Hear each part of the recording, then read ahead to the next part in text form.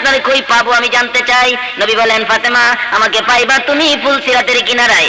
রাসূল বলেন ফুলসিরাতের কিনারায় আমারে পাইবা। ফাতেমা বলেন আব্বু গো ফুলসিরাতের কিনারায় যদি না পাই তাহলে আর কই যাব?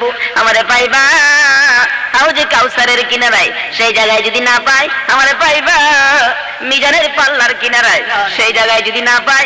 রে ফাতেমা দুজকের দরজাগুলি ঘুরে ঘুরে দেখেছে, আমি নবী পাগলের মতো দুজকের দরজায় যাই আমি পাহারা দিব। আমার গুনাহগার উম্মত নি জাহান্নামে যা। দয়াল নবী প্রেমের ছবি আর আসবে না জগতে আমার দয়া